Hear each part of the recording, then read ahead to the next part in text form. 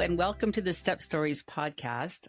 I'm your host, Robin Breuner, and I'm excited to welcome my guest today, the author and podcast host, Anne Gudger, who prefers to be called Annie. Hi, Annie. Welcome. Hey, Robin. Thank you so much for having me. I'm so glad you're here. I've actually just finished your memoir. It's called The Fifth Chamber, and it's honestly the most poetic memoir I think I've ever read. And I've read a lot. The language and the story, they're just beautiful in every way. And I completely enjoyed reading it and will highly recommend it to anybody who wants to just sit back. It's the kind of book you want to sit back with a cup of tea by the fire going into the fall and read. There's a lot in there. And I know you've also been published in a lot of places. Your list is long, so I'm just going to sort of list a few of them. Newsweek, Real Simple Magazine, Columbia Journal, the Los Angeles Review, the Rumpus, and you're certainly welcome to add more. And I also know you have a lovely podcast with your daughter, Maria, called Coffee, Grief, and Gratitude. And so I'd love for you to share a little bit about those things. Wow. Well, thank you. The places you named are fine. I have a really long list. So if anyone wants to see all the places, you can always go to my website. Having introduced a lot of authors, I like to keep the list short. Although I will say I was just published in Slate. So that was really fun. It was really fun to have another byline in a national publication. Let's see. So you asked about the podcast. The podcast is run by my daughter and I, and it was actually Maria's idea. We started a reading series at the beginning of the pandemic, and it's called Coffee Talk. And we host 5 readers the first Thursday of every month, reading a grief story in the 6-minute range. And we really did it because, we were all so isolated and we wanted a way to be together while we were apart. But I always want to make sure, it really was my daughter's idea. And it still thrives. We just had our 72nd and reading. And then out of that reading grew the podcast. So the podcast, we interview people who have a grief story. And as far as I know, everybody has a grief story. Yeah. So it's been a lot of fun. And I've learned a lot about grief by having those deep dives. Well, and your memoir, The Fifth Chamber, which I was just told is today's its 2nd anniversary of being published. So congratulations. But it's a gorgeous book about the traumatic loss of your husband when you were 28 and 6 months pregnant. And I don't want to give away your story. I don't know how much you like to talk about before people read it, but it definitely has relevance to step stories. And as we've discussed, it's really the anti-step story because there's a stepfather in the technical sense of the word, but he's really not a stepfather. He's a non-stepfather. So we're going to talk about that more. We'll get to that later. And but I know you had your own stepfather. So I thought we could start at the beginning of your own family a little bit and talk about where you grew up and what your family was like when you were a child and how many siblings you had, all of that. Do you mind? Can you share? Not do you mind? I'd like you to share. That's why you're here. I'm too polite. No. I forgot I'm supposed to be asking you the questions. You ask me all the questions. I love having conversation. I love getting to know people's stories. Yeah. And to me, it's the beauty of podcasting, right? That we can do those deeper dives. My family growing up. So my parents divorced when there's some mystery around when they actually divorced because they were on again, off again for a couple years. But we'll say when I was 9 and my father remarried immediately. And then my mother remarried a little bit later, not that much later, but within the next year. And so I grew up with both a stepmom and a stepdad. It was the 60s. And so visitation was very strict. So really I mostly lived with my mom and my stepdad, and saw my dad and my stepmom the first and third weekend of every month. It was very strict. My parents had a very contentious, brutal divorce when I look back on it, which is really unfortunate. And they also they didn't have the skills to help us as kids navigate it. So we didn't talk about it a lot, which is part of why I do talk about it, because there's healing in the talking. What I knew was most of my time was spent with my mom and my stepdad. And my sister and I were just talking about this. So I have 2 sisters, an older and a younger. I'm the middle. And then my dad and stepmom had another daughter, so I have a half. Our stepdad was amazing. He didn't have children of his own. He married my mom. They were both in their early 30s. And I always say he married my mom and he married our family. And he just took on these three girls with, in the most beautiful way. Like, he really was the daily dad. He was the dad who helped with homework. He was the dad who taught me really practical things.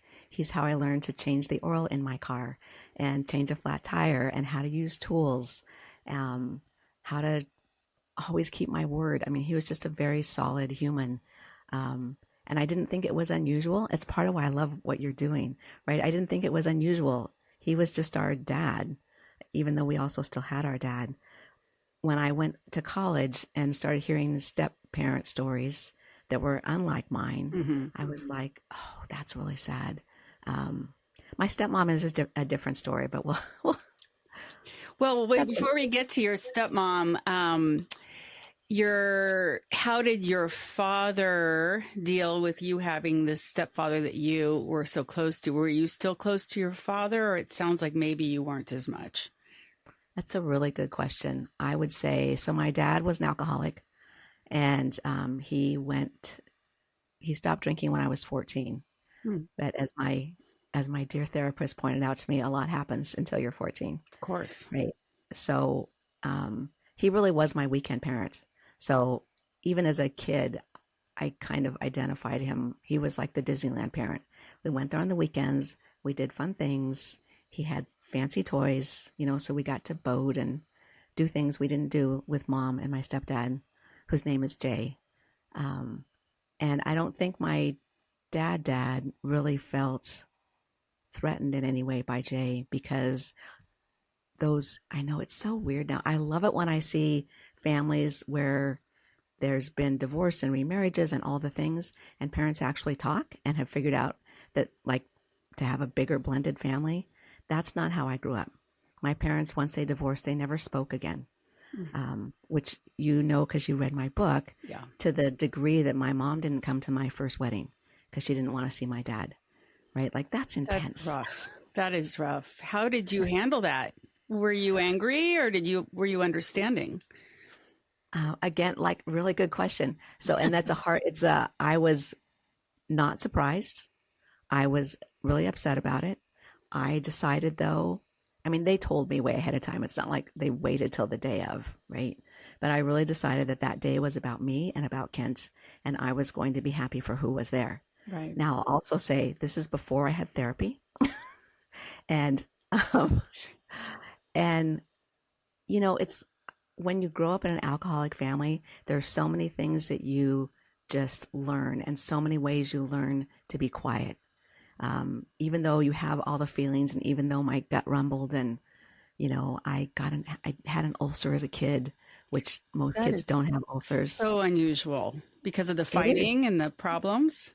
It's just all the things that are unsaid that you're literally swallowing and holding on to. That's probably why you became a writer, so that you could. It is why I became a writer. Put it on the page. I get it.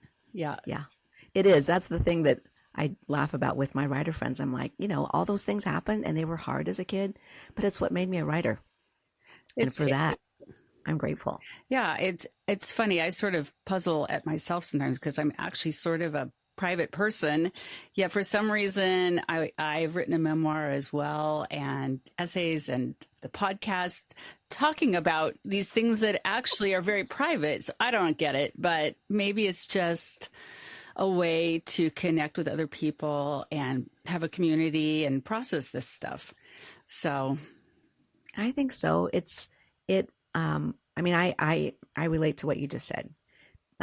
And people would ask in the beginning, like, how can you put that in the world? And I was like, well, the thing is, we all have stories. We all have hurts. Right. And when we talk about them, the hurt is less. And I really do believe it's how we as humans connect to each other, is through our stories. Absolutely. And I just as a side note, one of the reasons I wanted to do this podcast is because I noticed people really don't talk about if they've had a step family, a blended family, that much. And when I've mentioned it, people would say, oh, well, I had that too. And they'll start talking about good or bad, whatever. And I thought, how come I didn't know that about that person? And they need an opening, but most people, it seems like, don't talk about it. Now, maybe when they're younger and they're in the thick of it, but as they get older, I feel like they don't talk about it as much. So, and I love that you had a wonderful stepfather, because I don't know, I should know this for the podcast, what the average is. And maybe over time, as we do enough of these, we'll be able to figure out a percentage of good step parents, bad step parents. I don't know if you label that, because I know it's really nuanced, but good experiences versus maybe not so good experiences doesn't seem to be the norm. So I think it also must have influenced you when it was time for you to, unfortunately, be in that position, and it helped it to turn out in a beautiful way. So again, I'm careful. I don't want to give away too much of your own story. I'll let you talk about that. But let's, can we talk about your stepmother at all? Speaking of. Sure. What would you like to know? Okay. Well, did you have much of a relationship with her? It's that thing, like, I want to start by saying it's complicated, because relationships just are. And again, like, in the cloud of both of them drinking, both my dad and my stepmom drinking. So that really affects everything. And as a kid, I think when I was little, I felt close to her. And then as a teen, I struggled. And then as a adult, we just, like, sidelined our struggles. It was, I saw her 4 days out of the month, and Christmas Eve, and a month in July when we were kids. Those were the visitation that my dad had. And then I definitely felt estranged from her. And I knew, I don't want to say I knew, but there was just this very strong feeling of, which I think is pretty common, like, we were competing for my dad's attention, and I just didn't want that. I just thought that didn't appeal to me. So, I think we were closer when I was married and an adult, and then when I had kids of my own. But I'll have to say, I'm choosing my words here really carefully. That's okay. That I never felt like it was authentic. I mean, I have a really big heart. I know what I know what it means to me to love deeply and truly. And with her, I just never felt like it was the real thing. I think we should talk about, a big part of your book talks about your Knowles experience. And I'm curious, I don't remember if it said in the book what led you to do that, but I know that it taught you that you're strong and you can handle the toughest things, which ties into what has happened your whole life to you. A lot of tough things. So can you talk about that experience? What led you to it? What led me to it? What led me to it was just this inner pull to go, because it wasn't something that I'd grown up doing in my family. So Knowles stands for the National Outdoor Leadership School, and it's based in Wyoming. It's similar to Outward Bound, which people are more familiar with. Right. But a couple of my cousins had been instructors at Knowles, is how I knew about it. But I always joke that my dad's idea of the out of doors was seeing a tree outside the window of the Hilton. Right. So I didn't grow up with backpackers. Neither did I. Yeah, I really didn't. But I always loved being outside. Like, I skied since I was a kid. I partially grew up on a family ranch, so I had lots of time to be outside, run wild, swim in the river, ride horses, do all those things. So there was that in my background. But the drive to go backpacking was just this very internal pull. Like, I knew I did it as a young woman when I was feeling very unsure about myself and feeling really stuck in my family story. And I say, like, I went to figure out who I was at that point in life, and who am I when I'm separate from my parents and my sisters and my friends and my boyfriend? Like, who am I when I just stand in my own shoes? So that's really why I went. That took a lot of courage and independence. And can you talk about the experience a little bit? Because it's pretty fascinating and intense. I can't even believe what you did. It was super intense. I carried a 60-pound pack on my back for 30 days. And like How I said, tall are you? How tall are I you? am 5 foot. I am 5'2". Gosh. The pack was half my size. And in the Knowles world, and I don't know if this has changed because now this is a long time ago, everybody carried the same amount. There was no distributing weight based on the fact that you're a 15-year-old boy who's 6 feet tall and probably could carry more. We all carried the same. And like I said, I didn't know what I was doing. The first couple of days, I was miserable. I couldn't even get my pack on, but I had to. It kept knocking me over. The bruises that I had from it were amazing and ridiculous. And I really did the first few days. I just wanted to leave, right? I couldn't see how I was going to do this, but I was so determined to stay. One, there was no side door. And like, I was the one who wanted to be there, right? And my whole family had attempted to talk me out of it. And that's all I could think of was like, there's no way I can go home and say, you guys were right. I quit. I quit. I can't do it. So I was just like, no, I'm going to do this. And, so you put moleskin on your blisters and you just keep going. You learn how you're sleeping in a tiny tent with one other person. You learn how to pee and poop in the woods. You learn that showers really aren't that important, but then once my body started getting used to it, like, I just fell in love with it. By the time I was halfway through, there's a chapter in my book about me standing on the Continental Divide, and I literally got to stand on the Continental Divide with one foot in the west and one in the east, and my arms stretched out like a big capital X, and I took myself there. And it is one of the most empowering things I've ever done. And I knew for the rest of my life, I had that moment in me that nobody got me there. I got myself there. Right. That's right. I think a lot of people are a lot tougher than they realize, but you really are. You're a strong lady and with the softest heart, which goes back to your book, which is a lot about hearts and expansiveness. And so speaking of that, do you want to talk about Kent and what happened? Are you? Absolutely. Yeah. Yeah. I mean, I talk about it all the time. I wrote a whole book about it. Yeah. So Kent was my first husband. We were married 3.5 years. And then I was pregnant with my son. And early on in my pregnancy, I still skied. Like I said, Kent and I backpacked those few years we had together. We backpacked, we skied, we backcountry skied, which is when you take your camping gear on your back and ski off into the woods. And I slept in snow caves. We did all those things. And how old were you? I was 24 when we got married, and 23 when I met him. So yeah, I mean, we had a lot of adventures together. We traveled to Europe. The first year we were married, we both quit our jobs and went to Europe until our money ran out, which was about 2 months. And at the time, people, My daughter is doing this right now. Oh, it's awesome. I mean, that's awesome. I am like all for that adventure. I'm so glad, again, like our families were like, you should be saving your money for a down payment. And we were like, no, we're having adventures. And then when he died, that was one of the first things people said. It's like, thank goodness you did all those things, right? We didn't wait.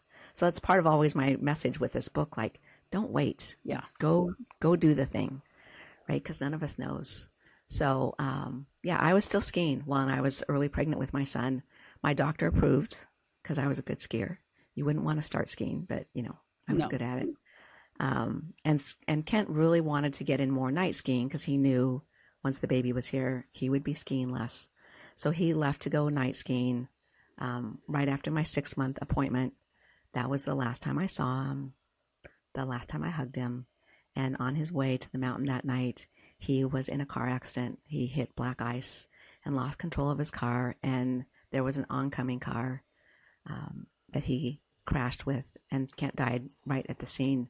Fortunately, there were 4 people in the other car, and they were injured, but everybody survived. So it was just my husband. Fortunate. Yeah. It is. I mean, at the time I couldn't think that, but I absolutely feel that. Yeah. And I will always be grateful I didn't go with him. The way the impact on the car, if I'd been with him, I would have died too. And our son, right? And that would have been way worse than what happened. Absolutely.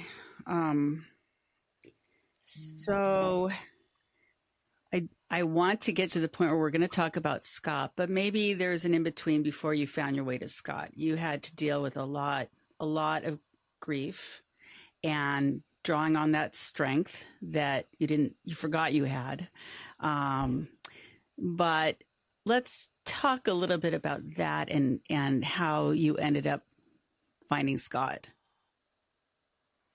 Well, I joined a young widows group, well, first I started going to therapy. And I jokingly said when I first went, I told my therapist, I'm here for Jake. Well, that part wasn't a joke. I'm here for Jake. Jake's your son. Jake is my son. Yeah. And he's tiny, right? So I was 6 months pregnant with him when Kent died. I started going to therapy when Jake was, like 3 to 4 months old. So he's still little. And I said, I'm here for Jake. I don't care about me. Whatever happens for the rest of my life, I don't care. But I have to be a good enough mom for my son.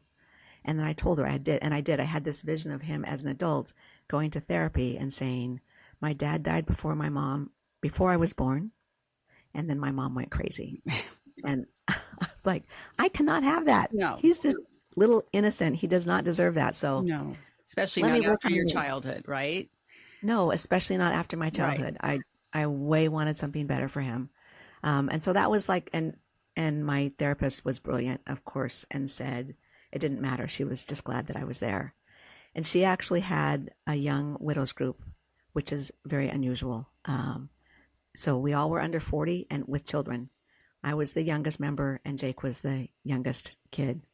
But it made all the difference in the world. And so I went to that. She kept asking me to go and I was very reluctant. But I finally was like, okay, I'll go to one.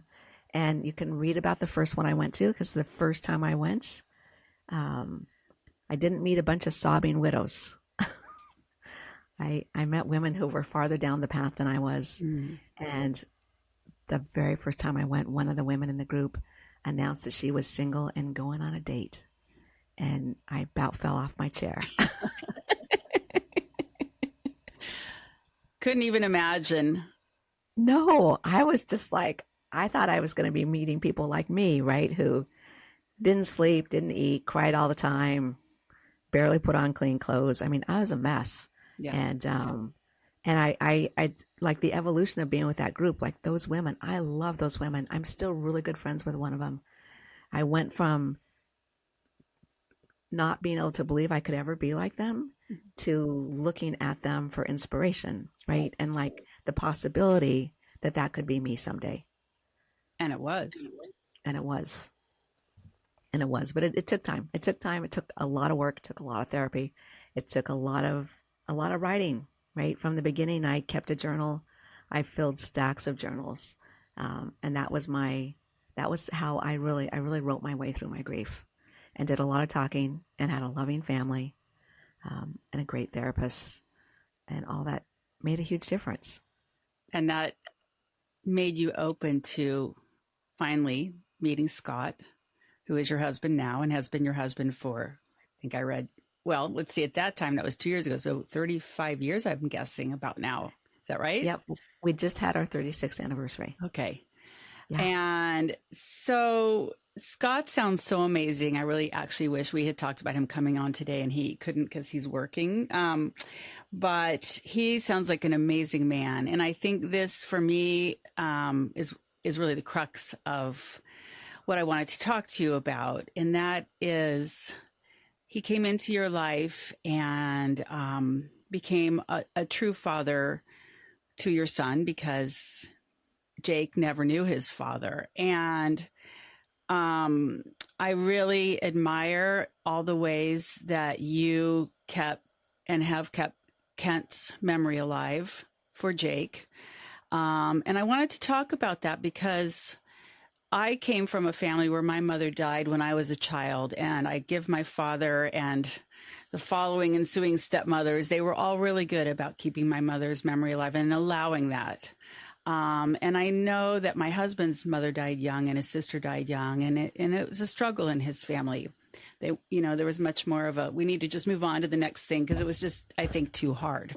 And I know that you've done an amazing job with Kent's memory for Jake, and it sounds like even for Maria to be part of this blended family. So anyway, I've talked a lot, but I'd love to hear your thoughts on all that, because I'm hoping there's somebody listening who might be in a similar situation, trying to figure out that balance of how you move on and how you honor the person who's gone. Yeah, I think that's the trick, right? Like, it's that thing is, as humans, we can hold it all. I tell myself that, like, I can hold it all. I can hold all the controversies, things that seem like they're opposites. I mean, that's, I've said it and written it so many times that for me, grief is sorrow and joy holding hands. And I really do believe that. And I really, within my family, it was so much about just openly talking, right? So I grew up in this family where we didn't talk. There were so many elephants in the room, I couldn't keep track of them, right?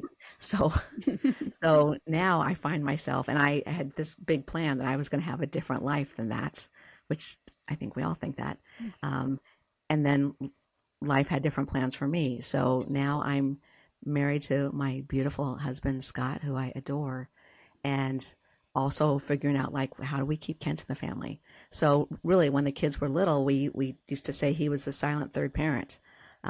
And for me, like, I just would tell stories about him. I would, when I'd see things that I thought he had a really funny sense of humor. So when I saw things that he would think were funny, I would say so. Like, I wanted Jake to know Kent through his stories as much as he could, and to always know that it was Kent's wish and desire and full intention to stay and to be his dad. He didn't want to leave. So we just tried to keep him in the family. I've always stayed. Kent's family lives in Denver. I live in Portland, Oregon.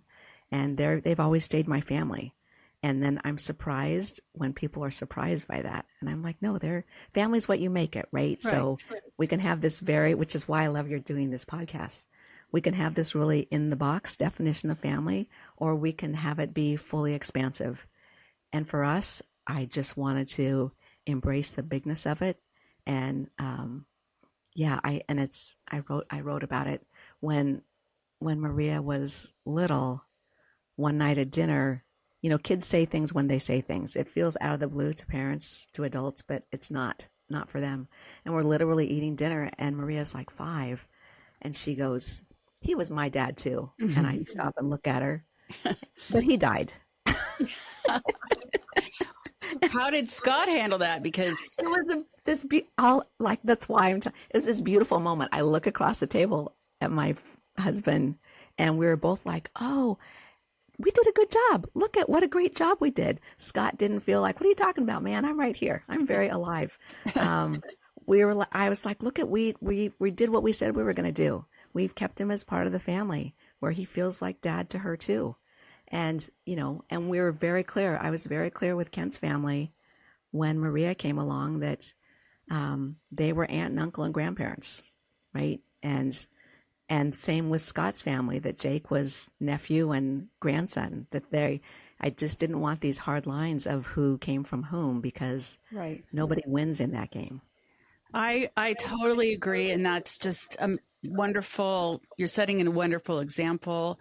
I had it, and I do have to say, I currently, my family, most people have passed, unfortunately, but in my husband's family, we still have that, even though the person, the mother and the sister who passed really weren't talked about a lot after that, but the extended family has stayed close to the kids. And I think the more family you can have, if you love them, it's a blessing. But interestingly enough, you and I had a conversation, and it really, you're the only other person I've had this conversation with. So I did want to talk about this a little bit. And that is the subject of, do you remember the birth certificates and adoption? So I wanted to ask Annie about this because, recently, my husband got his birth certificate, and we realized that under birth mother, it was his stepmother's name and not his mother's name. His mother's name had been taken off.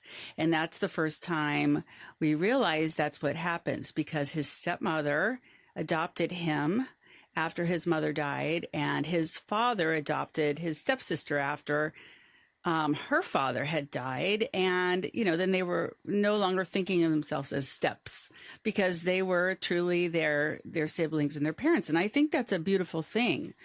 But I also, as somebody who's a mother and who lost my mother, I thought, well, what happens though to his mother? She's just erased. Like, she's no longer the birth mother. And I know this is the law to protect, the parents and the children when it's a normal kind of adoption. But anyway, Annie, I know you experienced this, and I know you did something kind of interesting. So I'd love you to talk about it. Yeah, you and I did talk about this because it's not a common experience for people. Jake adopted Scott. Yes, they adopted each other. That is what we said about it, actually. Mm-hmm. Scott adopted Jake when Jake was 5. And after we'd had Maria was a year old.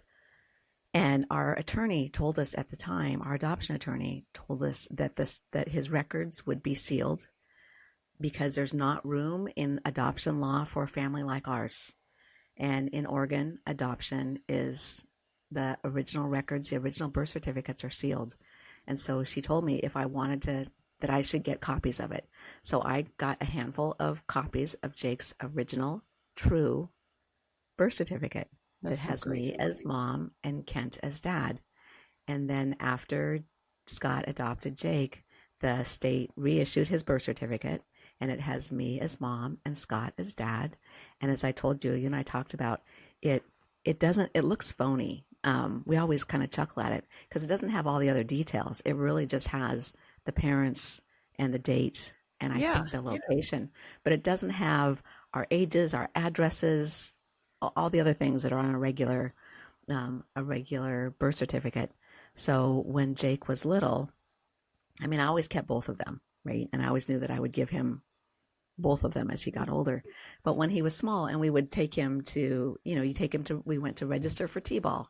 And I have his certificate with Scott and I as parents, and the person doing the registration just really, and I wrote about it, of course, it's in my book, just really gave me a weird look. And I was like, do you have a problem? Because that's how I am at times. And he was like, but it's clearly official. It has a state seal. It's not a copy, all the things. But after we had that experience, when we got home that evening, we were just at the school, I took out both certificates and just laid them side by side and showed Jake, this is when you were born, and here is me, and here is Dad Kent, which is always what we called him. And here, this is how old I am, where we lived, all the things. This one over here, this is after Dad adopted you. So I'm as mom and Dad is as dad. And it doesn't have other information because it just came from the state. So for, when you get your driver's license, when you do all the things, this is the one you're going to take. And you might have people do like that man did tonight and look at you funny. And it's real, right? But I always wanted him to have the other one too, because it made me really sad, like you said, about your husband's experience. Like Kent was his dad. I had no reason to erase that. And I understand there's just not a place for us in the legal system. I asked our attorney, and she was great. She's like, well, if you want to challenge the law and spend a lot of money. No, thank you. Instead, I'll just get copies. So it's a thing that I would suggest to anybody. If you didn't know that before the adoption, just get copies because it will then be sealed. That I just love that. And people don't think about that. And it just hurt my heart a little bit to see that his mother was no longer on there as the birth mother for her sake. I know it sounds silly, but, and it happened also with his sister. And anyway, the intent is good. The intent is for the right reasons. But yes, I think that making a copy, the original, is a lovely thing to do. So then the child, when they grow up, have both. And it's the truth and it represents the truth. So thank you for sharing that part of it. And speaking of that on advice, because we are coming to the end of our time, do you have any advice you might share? Because you've done this so beautifully, and we really didn't talk about Scott that much. But before you give your advice, I just want to say from reading the book, what a lovely, lovely man he sounds like. He was there for you, and he never felt, it sounds like, jealous of Kent.